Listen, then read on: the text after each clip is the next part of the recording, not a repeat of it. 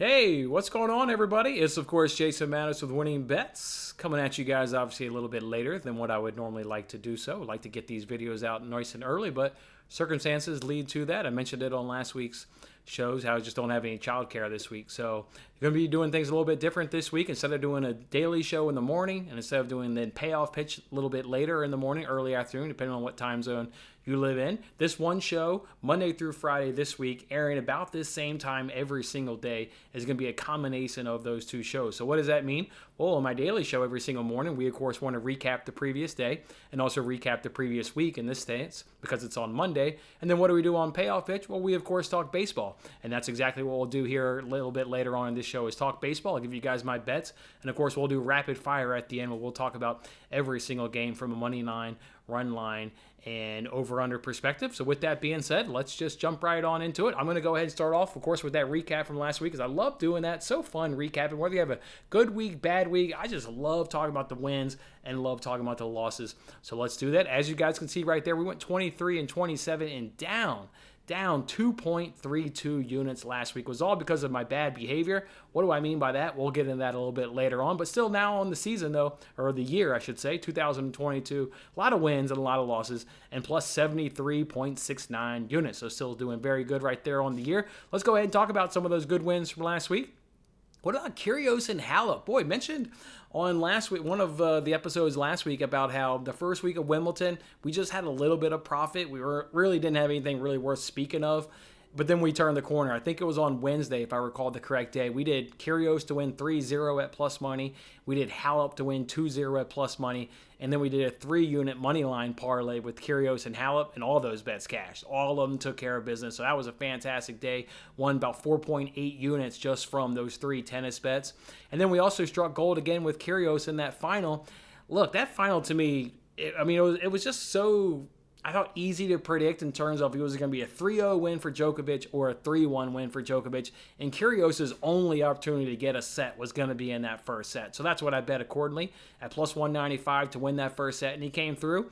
And then what Djokovic has been doing all tournament long is he'd been coming out slow in the first set. And then once he got into a match, it was pretty much game over at that point. He was pretty much killing his opponent, and that's what he did. Combination with just letting Kyrgios just have mental breakdowns, yelling at his own box, getting at some lady apparently in the front row who apparently had too many drinks, who was getting after her. It's what you get with Kyrgios, which is why if you bet Kyrgios' games, you have to be on your edge of your seat, and literally anything can happen with that guy. But hey, we came through. And, got some good cashes there with Kyrgios and Halep. Those 2 days, we obviously then did suffer a setback there. We'll talk about there in the notable losses with Djokovic and Norrie. But we ended the tournament up 4.65 units. So a great French Open and double digits profit. Backed it up with another good Wimbledon at plus 4.65 units. I love to see right there. What about yesterday, NASCAR? Remember on Friday's show, I gave you guys 5 NASCAR head-to-head bets. How about 4 of those suckers cashing on 4-1? We had a good race, and it was a little bit of an unpredictability because it is a super speedway, but I thought we had good matchups that were worth betting, even though super speedways are a little bit unpredictable. So, Blaney came through for us, getting 2 cashes. Cindric came through and getting a cash for us. Harvick got a cash for us over, Kurt Busch. And then our loss was, who was our loss? I don't even recall right now. You never remember the losses, right? You only remember the good times. You only remember the loss or the wins. But yeah, we did suffer one of those losses, but a good tournament or a good NASCAR. That's good now. We had 2 weeks ago, we won money, obviously at Road America, and now we backed it up with another good weekend there at Atlanta, at the Atlanta Motor Speedway. So let's continue that this weekend in a NASCAR. What about Mitch Keller? This guy's always a noticeable W. This is the cash cow. What did we do with him last week? We did over 2.5 earned runs allowed. This was in the game against the Yankees. Mentioned it on the payoff pitch about he had the opportunity to maybe pitch good because the Yankees were scuffling a little bit versus right-handers. So don't do the F5 team total. Give yourself maybe that opportunity that if Keller pitches good, maybe this bet can cash in the 6th inning. And that's exactly what happened. The Yankees went back-to-back home runs to go over 2.5 earned runs. So the cash cow comes through for us again. What about McClanahan? Over 7.5 strikeouts. One of the first times this season we've had a last batter strikeout go our way. A lot of times we've been taking a lot of under, so when you get a strikeout, that's never a good thing. But we've just had a lot of last batter, sickening strikeouts just really go against us. Well, this was a last batter. We're on the over. We needed it, and McClanahan stepped up. You see that with him, and we've now, faded him or tailed him, several times this season. This guy is strong in the 6th inning, strong in the 7th inning. So love to see him coming through for us and getting over 7.5 strikeouts at plus money. What about Zach Greinke there, under 1.5 walks? We didn't play this one alone because, of course, it was too juicy, and that's what it's become again, is another parlay piece. And this weekend we parlayed it over the weekend with over 6.5 runs there in that Twins versus Rangers game. That one went way over, if I recall correctly. It went over in the 4th inning. How many total runs there were, I'm not sure. I stopped paying attention, but the over went early in that game. And in terms of Zach Greinke, got a walk in the 1st inning, and then his control just does what he does. This continues to be a fantastic gem we've found. It is a parlay piece because it is super juicy. I think it was minus 180 yesterday alone, but that's fine. We can always find something we want to parlay it. And yesterday we did that parlay at plus 113, so good work right there. What about that F5 over between those Nationals and Phillies? That was the matchup with Falter versus Adon. Oh, we talked about Adon. Thankfully, the Nationals brought him back from the minor leagues.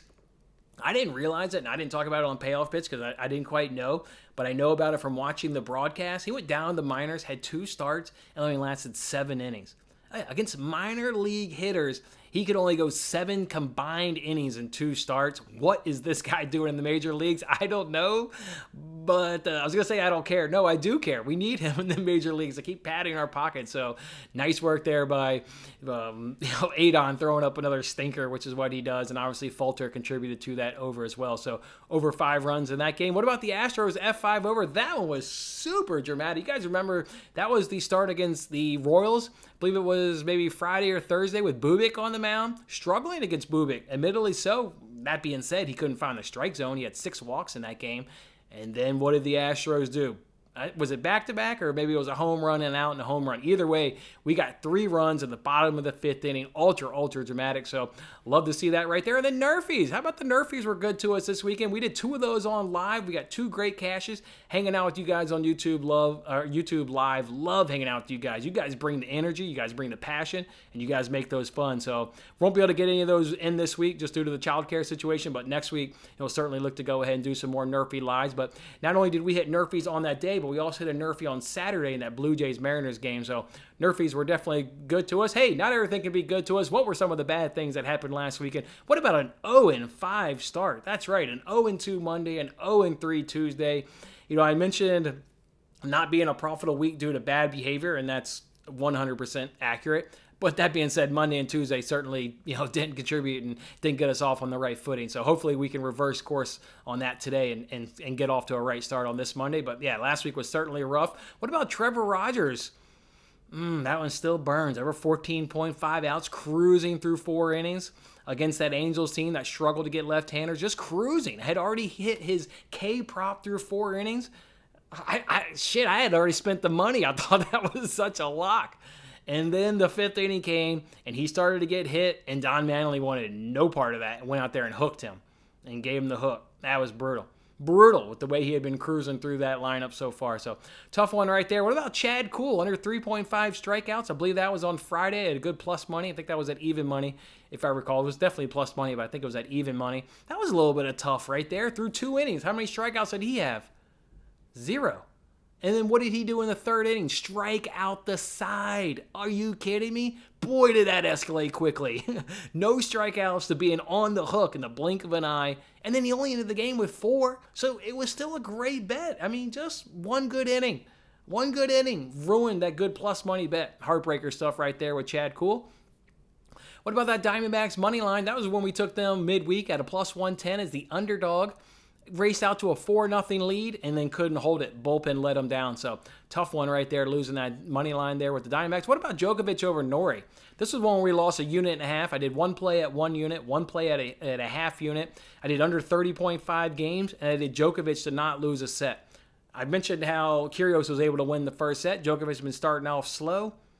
That's basically what happened. I didn't quite think that was going to happen. He'd been dominating Norrie, in previous head-to-heads. Stuck at it too. I think he won 6-2, 6-1 in their last head-to-head. Djokovic just unfortunately continued his slow starts, because if you remove the first set, he wins under 30.5 games, and he also did not get broken in his serve in sets 2, 3, and 4. So you could say you could see it coming, and I certainly wouldn't disagree with that. Again, admittedly, he had been starting slow in that tournament, but anyway, both those at plus money. Thought we had an opportunity to go 2-0 there, but got let down there by the Djokovic. And then bottom feeders. This is what cost us profit, because I put in 3.66 units worth of saying, hey, who's the worst 11 guys in NASCAR? I'll put $5 on each of those guys to go ahead and be the winner on Sunday. In total, it was 3.66 units. It didn't go our way, but boy, would we have a sweat. One of those 11 guys was Corey LaJoie. With 3 laps to go, he was winning the race. With 3 laps to go. Chase Elliott unfortunately got around him.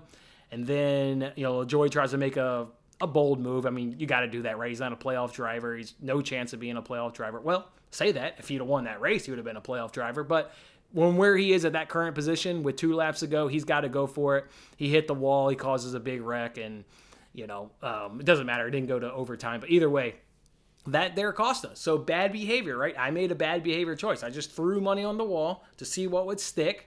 It didn't stick. Lose 3.66 units, and you were overall down the week 2.32. So, all right, I had a good week. Unfortunately, my bad behavior got me in trouble this week. So we're going to bounce back this week. No bad behavior. We're going to stick to just what we do. Do we like the play? Is it research, based behind it? Okay, then we'll make a play. Not anything can happen at a super speedway. Let's just throw it up there. But damn, how sweet would that have been if that $1,000 would have hit? I was on the edge of my seat watching those last.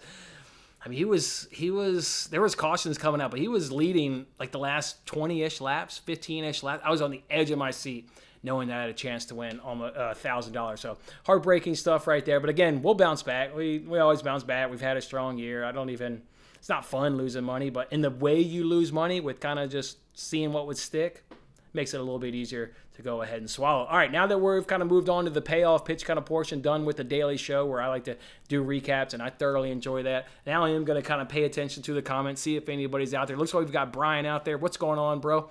Thank you for joining this stream. I'm going to kind of get into the payoff pitch. I'm not going to do the whole menu like that saying, just because it's kind of myself. So I'm just going to kind of run through my bets, talk about obviously why I like the bets, and then we'll do rapid fire, there at the end where I'll talk about all those games again from a money line, run line, and over under perspective. If you've got any leans today, go ahead and drop them in the comments. If you got your best bet, drop in the comments. Or if you've got a question, obviously on this baseball slate, I'll be glad to answer the best I can. With that being said, let's go ahead and get into the first bet. My first bet today is going to be Sean Manaea there of the San Diego Padres. I think he's going to go over 4.5 strikeouts today. Got this one earlier at minus 105, and going forward today and even the rest of the week, I'm not going to tell you where I bought them because I do that on Twitter. But by the time we sit here, 5 hours later, that book may not have the best price, and I don't want to send anybody the wrong direction. So that's why I'm not including the book. But with that being said, we got Manaea there, the San Diego Padres, over 4.5 Ks at minus 105.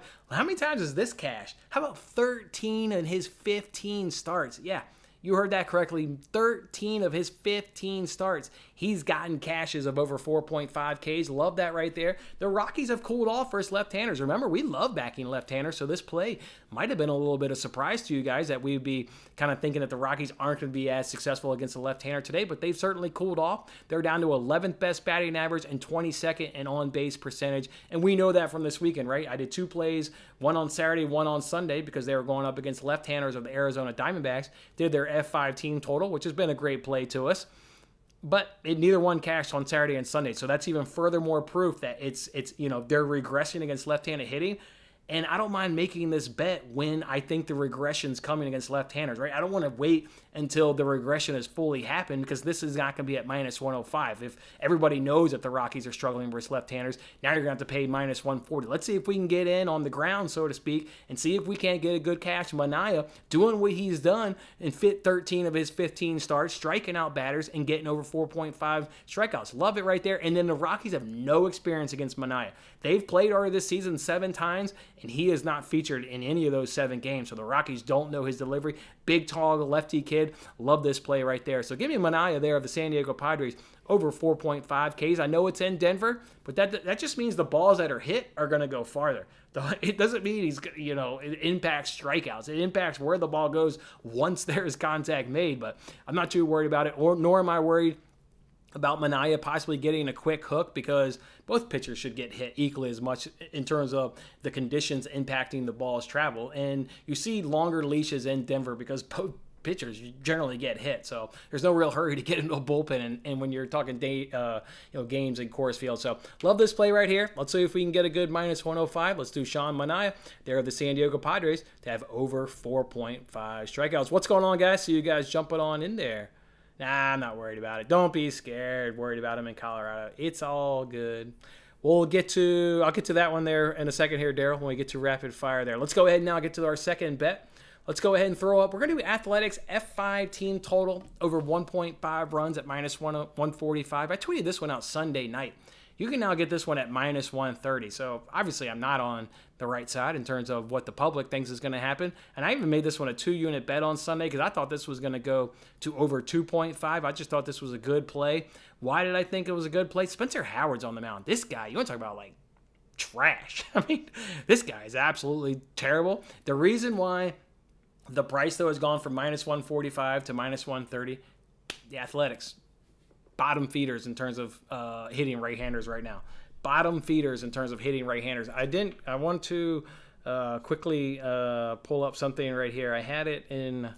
Apparently, I've omitted it from my notes, which is not something I normally like to do. So hold on, half a second here. That's not the guy I want. Be cool. All right, nothing's being cool today. Hold on, half a second. Come on, let me open in a new browser. Thank you. All right, so why do we like this guy, right? We just said the Athletics have the worst batting average right now versus right-handers, so that's not something that would obviously entice somebody. But Spencer Howard's been bad in all 4 starts. Hey, 10.97 ERA, a 1.88 WHIP, and a 340 opponent's batting average. You guys probably know that. We actually faded this bum a lot last season. These season numbers are not a fluke whatsoever. In 2021, he had a 9.7 ERA, a 1.78 WHIP, and a 308 opponent's batting average. So this is not a guy that's just struggling this season. Again, we faded him a bunch last season. I'm going to fade him again. The Athletics saw him on April 24th, 2 innings and got 2 runs and hit a home run off him. That's why I'm willing to back an offense that is last in batting average right now versus right-handers, because the starting pitcher's garbage. The offense knows him. They've already had success against him this season. All right, and the Athletics average 1.75 runs in the first 5 innings. All right, go ahead and give me over 1.5 runs at minus 145. That's a 2-unit play for me. See what comments we got. How do you feel about over 5.5? You include that game, Brian. I don't know if you're talking about Padres or Athletics, so include the game. They do say that the breaking ball does not break as much in Colorado. Kind of heard that, but I'm not too worried about it. I like the A's team total over. It's hard not to. I mean, like I said, you're going against a team that's not hitting the ball, but yeah, that starting pitcher is really bad. Yeah. I can see the overcash in at 30. I'm with you there, Mr. Heat. I'm right there with you. All right, let's go ahead now and throw up our next bet. Then I'll jump back into the comments, see what you guys got a little bit later on. I'm going Giants Diamondbacks, F5 over 4 at minus 110. Oh, that's at minus 110. That's not at minus 120. That's not at minus 120. I got that at minus 110. Why do I like this bet? Merrill Kelly and Alex Cobb. He just pitched against these opponents. You guys, this is a system play for me. An absolute bona fide system play. So much familiarity because these guys just saw these starting pitches. And you want to add in the fact that Diamondbacks, 3rd batting average versus right-handers, 4th in slugging, and 1st in on-base percentage.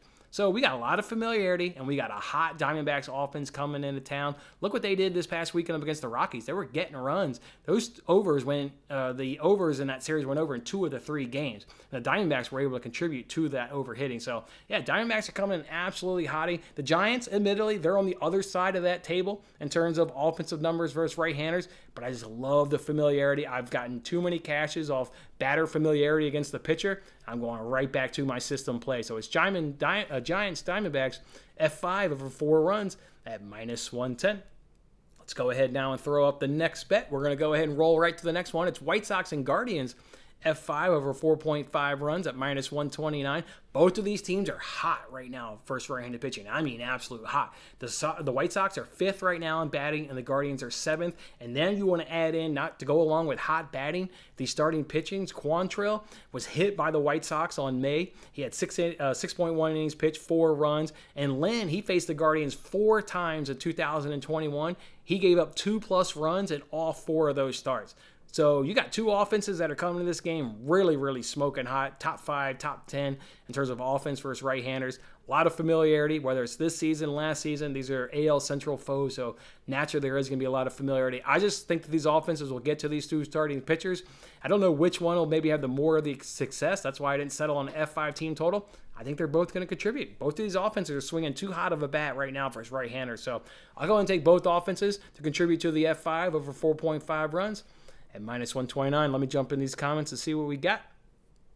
Your favorite nerfy of the day is in game 1. Yeah, I hear that. Detroit, Kansas City. I almost made that a degenerate play to give myself... Actually, that's already happened. Does that hit for you? Did that hit for you, Sean? Let's see. Let me refresh. Let's see if your nerfy hit, man. Let's see if we can't get a nerfy hit to hit for you. Come on. Let's see. What happened? Oh, let me pull it up. Let's see. Let's see. Did you get a nerfy? Did it hit? Yes! Nice! You got a cash, my man. Yes! Great call. I almost did that, like I said, for a little degenerate play, but I held off right there. How do you feel about over 5.5s for Manaea K's? Now, don't do that. If you're stuck because the lines moved on Manaea, instead parlay him with Mitch Keller over 3.5. So, and you love the Rifey in that game. I'm with you. Those runs are going to come early. Whether you're talking about White Sox, Guardians, or you're talking about Giants, Diamondbacks. I'm with you, Mr. Heat. I would bet the Rifey if I had to bet, nerfy Rifey in either of those games. I'd be on the Rifey in either one of those. And we can't let this show end without mentioning, what's that? The cash cow. We got to include the cash cow. Now, I want to say something before I give you guys why I like this bet. I was doing my research, and DraftKings did not have this number up. FanDuel had this number up at 4.5. And I was doing the research, and I was like, well, I'm not letting Mitch Keller start go by without betting Mitch Keller. And somebody can, fact check me on this, but I don't think we've lost a Mitch Keller bet all season long. If somebody wants to call me out, okay, maybe it's 1. But I don't think we've lost Mitch Keller all season long. And I remember ending last season with 10 straight cashes on Mitch Keller. This guy is an absolute cash cow. So I did this research on 4.5. I thought 4.5 was a touch of a reach. I know the numbers right now at 4.5. It's not at 3.5. So here's my suggestion. If you don't want to do 4.5, because it admittedly is a reach, I would do him over 3.5 and Manaea over 3.5. So both of them obviously have 4+, and you can get that parlay at plus 113. You can do alternate strikeouts for both of those guys, and you can parlay them together if you want. But I love Mitch Keller at 3.5. I am lucky because I had the FanDuel up 4.5, and I said, man, what's going on with DraftKings? Like, they didn't got the number up, and I hit refresh, and they had the number. They had it at 3.5. Boy, the stats actually look really good when it's 3.5. What do I mean by that? It's cashed in 10 of his 14 starts. 10 of his 14 starts has he gone over 3.5 Ks. The Marlins are who they're playing today. They've allowed 5 of the last 6 starters. Maybe it's more. I didn't go back. I was happy with 5 of the last 6. They've allowed 5 of the last 6 to all have 5+. And the reason I have 5+ in my notes is because this was when I thought I was going to tweet out over 4.5. Yeah, they've let 5 of the last 6 starters go over 4.5 strikeouts. Who was the one that didn't? It was Chris Bassett. Remember, we took the Marlins F5 team total that day because that was their 3rd time in a row seeing Chris Bassett. No wonder he didn't hit over 5. If like he's the one who doesn't go over that in terms of the last 6. No kidding. They had way too much familiarity. Those bats weren't going to strike out. So who they've allowed to strike out in that period, though, is Walker and Syndergaard. Both of those guys' K per 9 is worse than Mitch Keller. Mitch Keller is 7.8. Those guys are low 7. So Mitch Keller is doing better than 2 of those 5 guys that have been able to have 5+. Again, it's cashed in 10 of his 14 starts. The Marlins are struggling right now versus right-handers. The 20th batting average, 22nd in on-base percentage, and they're 14th in K percentage. So bottom feral in hitting, average in strikeouts. Mitch Keller's coming off 7 strikeouts versus the Yankees, and the Yankees have a better K percentage than the Marlins do. Look, this is my 2nd time ever tailing Mitch Keller. Usually we're F5 team totals, strikeouts, unders, or hits allowed over. We've never, this is now our second time tailing Mitch Keller that he can do good. What happened the last time we did that? The cow came home with the cash, baby. It was against those Detroit Tigers when he went over his strikeout prop when he got 7. I think this is an equally good spot. We can trust our guy, Mitch Keller, a guy that's put a whole hell of a lot of money in our pocket. Let's go ahead and see if he can't get over 3.5 strikeouts, say, against the Marlins. I think we're all going to be a little bit happy when he does. All right. Let me go ahead and throw up all the bets, and then let's do this rapid. Oh, that's the wrong one. Let's go ahead. There we go. So those are the bets right there. So we got those White Sox Guardians F5 over 4.5 at -129. We're also going to do the Giants and Diamondbacks F5 over 4 at -110. We obviously get the option there to push. A 2-unit play for the Athletics F5 team total over 1.5 runs at -145. And then let's have Manaea there go over 4.5 Ks at -105, and Mitch Keller over 3.5 Ks there at -150. That's the one player, like, I don't care what the juice is. That being said, we don't bet over -150, but like, he's at the range -150. Great. This guy's just an absolute cash cow. All right, let me go ahead and pull up the live lines, and let me check out these comments real quick. And yeah, I'm with you, Mr. Heat, though. Just parlayed Mitch Keller, 4Ks. Speaking of which, Luddington there, his first name's Sean. He reminded me, he said Jack Sock money line. I do have a tennis play that should be starting. Let me go ahead and pull it up. It's in the ATP Newport. If you guys want to go ahead and jump on this, it starts in 10 minutes. At least the first match does. I parlayed Johnson and Sock. Again, this is tennis, men's. It's at the ATP Newport is what you're looking for. That's the event, ATP Newport. I'm doing Johnson and Sock at -102. I think I bought it and tweeted at -102 is what I recall correctly. All right, with that being said, let's go ahead. Let me pull up the sports books. Let's go ahead and do this rapid fire. Appreciate you guys joining, giving us some good comments, by the way. And the other ones who were just sitting there, just enjoying it, hey, appreciate that too. All right, here we go. Let's jump in this. We'll do rapid fire, and then we'll end this show. We'll come back mañana. All right, looks like we had a 0-0 game between those Tigers and Royals in the third inning. All right, moving along here. We got Pirates and Marlins coming in at over-under of 7.5. You've got the Pirates at +135. You've got the Marlins at -135. You want to talk about two teams that aren't hitting. Like, Pirates aren't hitting left-handers. You've got the Marlins. They're not hitting right-handers. I mean, it's 7.5. That's scary as heck, though, taking under 7.5 when you have Mitch Keller and Trevor Rogers on the mound. So I don't know what to do. Will crappy hitting or crappy pitching win out? Definitely couldn't pick a winner in that game. I guess I'm going to take the over. I always say, hitters can hit bad pitching. You got two bad pitchers on the mound. So I'll go ahead and take over 7.5 in that game. Let's go ahead and move it along now to White Sox and Guardians with an over-under of 9.5. White Sox are at -115. Guardians are at -105. I guess I like the over, but you guys have seen long enough. If I do overs, you guys notice I like to do F5 overs or F5 team totals over, F5 overs. When you get these bullpens, it's hard to hit a guy when he's only going to be out there for 3 outs. So if you're going to play the over, I would say do the F5 over. Again, I guess I like the full game over as well. Who can win this game? We got good odds at -115, -105. I actually think the White Sox will win this game. They got the better offense, better starter in Lance Lynn, and when they get in their good arms led by their closer Hendricks, it can be game over. So I'll go ahead and take the White Sox there at -115. Moving along to the Red Sox and the Rays with an over-under of 8. We got money on, we got money. We got the line at -110 or both. So truly a coin flip game. Two pitchers on the mound that nobody would really want any part of backing. So just give me the over 8. Just give me the over 8. Nobody wants Whistler and Bello. Bello's making what is now his second career start. All right, it's over 8. There's film on him now. He's going to get hit. Let's go ahead and move it along now to Phillies and Cardinals with an over-under of 8. You got -125 for the Phillies. You got +105 for the Cardinals. These two teams just went at it. Mykolos, Nola. You would think under. I'm taking Cardinals at +105. Cardinals just shouldn't be dogs to many teams, and not the Phillies with that bullpen. That Phillies bullpen? No. Give me the Cardinals at +105. I'll take that. All right, here's a big boy matchup. Mets and Braves. Fried and Scherzer over under 7. This is your nerfy of the day, but it's way too juicy. You're not going to bet it. You got the Mets at +110. Braves at -130. You do get the Mets. They hit left-handers. I looked this game up. They're not quite hitting left-handers like they've been majority of the season. That's why I didn't back that Mets F5 team total. They've certainly regressed versus left-handed pitching a little bit. I'm going to take the Mets with Scherzer at plus 20. What am I even debating here? I mean, Fried ain't on Scherzer's level. Fried's good, but he ain't on Scherzer's level. Give me Scherzer. There's obviously a lot of familiarity with his days at Washington, but he just mows down people. So I'll take Mets. I'll take Mets at plus 110. Athletics and Rangers over under 8.5. Athletics at plus 150. Rangers at minus 175. Over 8.5. That's pretty easy. I think that's an easy over. Over 8.5. Got game 2 here in Tigers and Royals.